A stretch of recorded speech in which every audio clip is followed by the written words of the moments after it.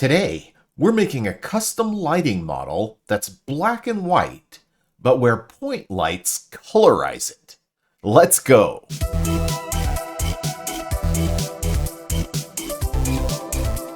Alright, so we're in the middle of a series of videos on creating custom lighting. What I'm trying to show with this video series is that you can use a graph-based tool to control a lot more in your shader than just the material properties like color, normal, smoothness, ambient occlusion, etc. You can actually control the way that light works. And that gives you an enormous amount of power to customize, optimize, and stylize your rendering. If you'd like to watch the previous videos in the series, I'll put the link to the playlist for all of the videos down in the description so you can catch up. Today, we're going to make a custom lighting model that makes everything black and white, but when we add point lights into the world, whatever the point lights are touching turns to color. This is a magical looking effect, but it's not something that most projects will need. I'm not demonstrating this because it's super popular or because it's something that everyone should use. What I'm doing is I'm showing this today because I want to open your mind to what's possible when you have full control over the lighting. I'm hoping you'll start thinking about what other tricks may be possible and play around with your own lighting customizations. All right, well, let's jump right in. So let's get out of maximize scene mode here, and we'll switch to our lighting model that we're using here. This is our lit shader that we've been creating all along. And so far, we've stacked up several different lighting models. Here we have our film noir lighting model that we created last week. And what I'm going to do today is I'm going to take the standard lighting model that we made first. It's just called Simple Lighting 2, and it's all encapsulated in this subgraph. I'm going to duplicate that subgraph, and then we're going to make a new version of that that does our kind of black and white colorized lighting. So I'm going to grab my Simple Lighting 2 subgraph and just copy and paste it. And instead of simple lighting, I'm going to call this colorized lighting. And then we're going to drag this into our graph view here and just hook it up like all the rest of our graphs are hooked up. So I'll hook up the color, I'll hook up the normal, the metallic, the smoothness, and the ambient occlusion. And then I'm going to put this on the top of our stack of lighting models and wire it into our graph in place of our standard lighting. So now, when we work inside of this subgraph here, it's what everything in the scene is going to be used. So if I save this and switch back to our scene, you can see all the shaders recompiled, and now we're using the colorized lighting subgraph instead of the simple one. Okay, so now if I double click here and jump into our colorized subgraph, these are the nodes that we created previously that are handling all of the lighting calculations. We're doing diffuse light, specular light, ambient light, and then we have this node here that's doing all the calculations for the additional light sources in the scene. So creating this colorization effect is really easy, actually. I'll just come here to the end of my graph where my results are outputting, and the first thing that I want to do is create the desaturated version of the world. So right now everything is colorized normally, but if I take my resulting color and just add a dot product here, I can convert this from color to black and white, and it depends on the weights that I use here. I could use just like standard weights, like 0.333 for each of these. And let's just do that to begin with, 0.333 for X, Y, and Z. And this will desaturate my color. And now when I pass it out, we'll save this and switch back to our scene. Now I have a black and white scene. Well, there are some objects that are still color, but those are because they're not using the shader that we're looking at. So here I have a black and white scene, but there's a little bit better way of doing this desaturation. Right now I'm using these, like each of the three colors is weighted 1/3. But it's actually a little bit better to use perceptual weights, where I'm weighting the colors according to how sensitive your eye is to them. So instead of 0.333 for all of them, I'm going to spread this out a little bit. The first one is 0.298839 for red. The second one is 0.586811 for green. And then for blue, it's 0.11435. And those values are the perceptual weights of how sensitive your eye is to red, green, and blue, respectively. I'll paste these values down in the description so you don't have to like follow along exactly what I said. You can just copy and paste them from there. But if we save this now and switch back to our scene, what we'll get is a black and white conversion that's much more natural feeling. It's a little bit more effective. All right, so we've got our scene in black and white. And what we can do now is I can blend between the black and white version of the scene and the colorized version of the scene. So here I'll add a lerp node, and I'll blend between the black and white version, which is created by this dot product, and the version that I had before that was fully color. And so now this blend is actually creating that mix where I can determine what in my world is color and what in my world is black and white. So now all that's left to do is figure out how to make a mask that's around the point lights that I'm calculating. So let's come over here to our additional lights node. And this node here is calculating accumulation. And what I need to do, or I'm sorry, it's calculating attenuation, which is the area of effect of the light. And so what I need to do is output the attenuation that this node is calculating so that I can use that as a mask. And so in order to do that, I'm going to come over here to my additional lights folder, and I'm going to make a new version of this additional lights subgraph. So I'll copy additional lights, and we're just going to call this additional lights colorize. All right. Then I'll drag it into my graph just like this and wire everything in. So we're replacing this one with our new one. So I'll connect up our main light specular. I'll connect up our main light color. I'll connect up our normal coming in. And I'll also connect up our specular power here. And now I'll connect up the output. So the diffuse output goes there. The specular output goes there. And the color output goes there. And so now what I want to do is customize this subgraph here, my additional lights colorize, so that it has an attenuation output. So we're just going to come in here to our additional lights colorize, and I'll select our output, and then here in our graph inspector, we're going to add a new output, and I'm just going to call this a 10, and that's short for attenuation.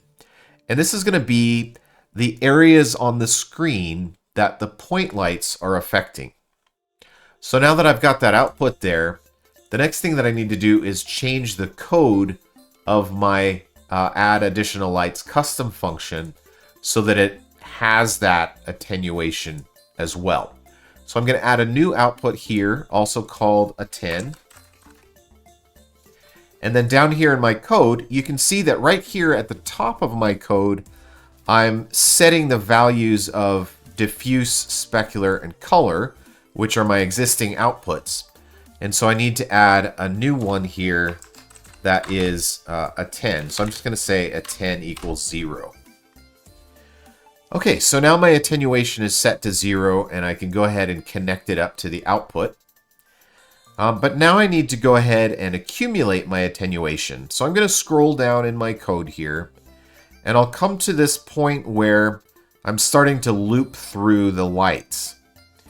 And here, I've actually grabbed the attenuation for the light that I'm currently looping through.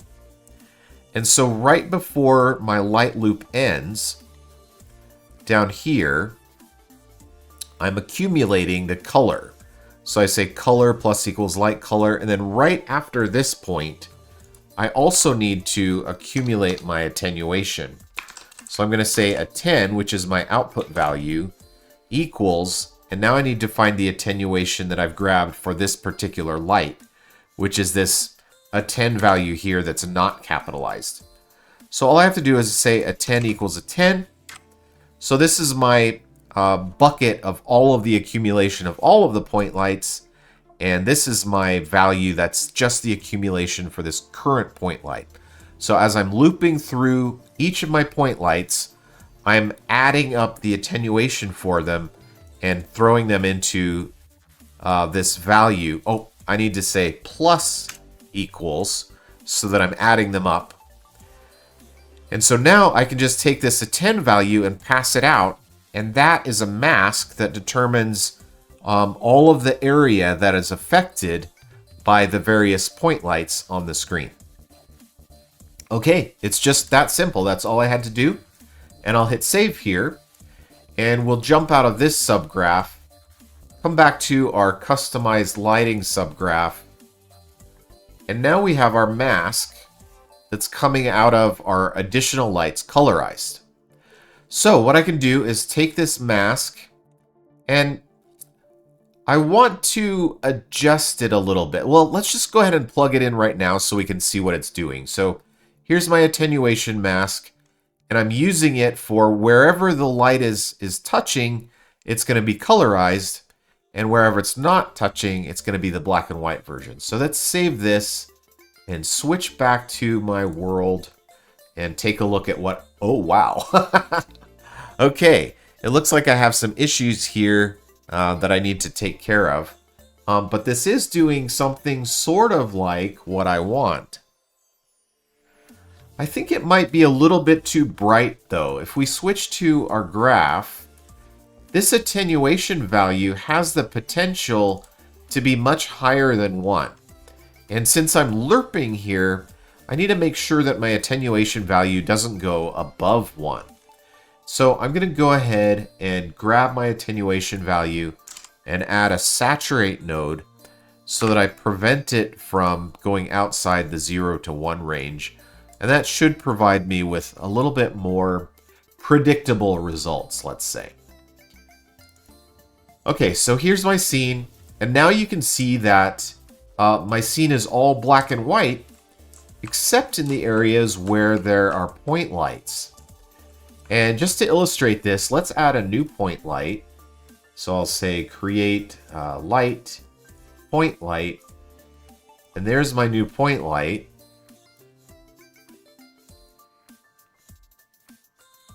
And I can drag it around the scene. And as I do, you can see that it's adding color to the world. That's pretty neat. You can also see that around these point lights that are already in the scene, whatever they're touching is becoming colorized, and the rest of the world is black and white. So I get these little pools of color in the world. Everything's black and white except right around those point lights. Now there's something else cool that I could do. If I want to magnify this effect a little bit more, I can come in here to my attenuation mask and just boost the contrast of my attenuation. So let's grab my attenuation here and add a multiply. And let's just make the contrast really, really high so there's like a hard, stark edge between the point lights, coloration, and everything else. I'm just going to set this to something crazy like 512. And honestly, I don't know what this is going to look like, but let's just see. So I'll save it, switch over to our scene. Okay, so it looks like because I'm multiplying by 512, those attenuation radiuses are pretty high. Oh, there you can see. So this light here, its attenuation radius goes to there, and there's like this really hard edge between what's colorized in the world and what's not. Boy, that's really interesting. I think, oh, and look, here's another example. So this light here, its radius reaches to this point, and you can see where there's that hard edge. Well, not really hard, but harder than I'd like it to be, where the world is transitioning from color to black and white. Really interesting. So I guess we could just take this and move it around, and oh yeah, wherever we put this light source, it's inviting that color into the world. Wow, that's really interesting. I think I'd like a little bit softer fall off on this though. So let's go ahead and switch our value. We have a value in here of 512, but let's just set it to something a little more realistic, like maybe 3. But you can use this value to tune how sharp or soft that fall off is. All right, so now I've come into my scene here. You can see that I have a much less obvious fall off, but our light source is introducing color, you know, wherever we move it around. Let's maybe come over here.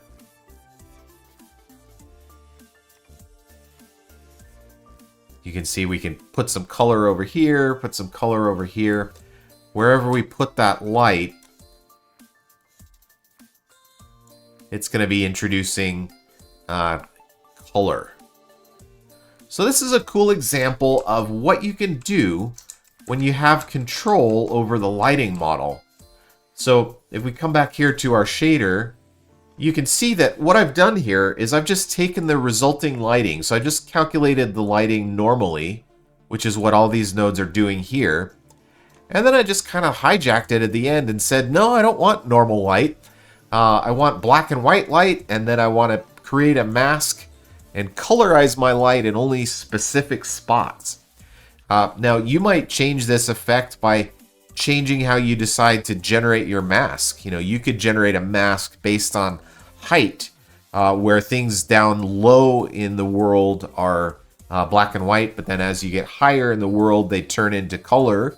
Or you could do it based on like a specific location in the world. You could have explosions that colorize the lighting. You can do all kinds of things. And colorization is just one example. You know, we have diffuse, specular, and ambient lighting. You could change the way those things interact. When you have control over the lighting model, you have a lot of power to customize, stylize, and optimize what your shader is doing. All right, that's our video for today. I hope you liked it. This was a pretty cool one for me to work on. Next week, we're going to do another customized lighting model. I'm not going to tell you, but it's going to be a neat surprise. So be sure to come back next week to check out more of what you can do with your own customized lighting model. All right, everybody, thanks for watching. We'll see you next week.